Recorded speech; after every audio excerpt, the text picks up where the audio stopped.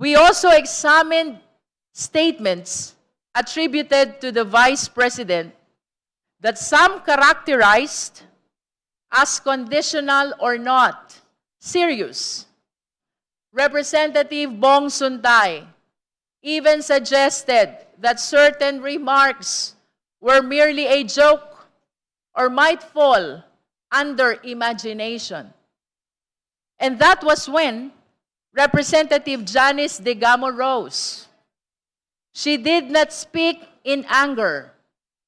She spoke in memory. She reminded us that before the tragic killing of her husband, Governor Roel Digamo, there were threats, conditional at first, words, but words that became real. Her message was simple and powerful. Ang banta, lalo na mula sa mataas na opisyal, ay hindi biro. Threats from high office are never just imagination. They carry weight. They create fear. They can destabilize institutions. Yes, there were references to premonition on the first day and to imagination yesterday.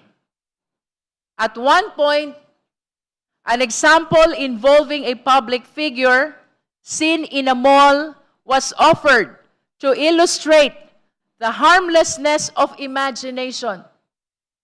I will not dwell on that illustration. I will simply say this. This committee is not a forum of fantasy. Hindi ito sinihan. Hindi ito komedya. Ito ay pagdinig sa pananagutan. Let me say this clearly. Impeachment is not about premonition. It is not about imagination.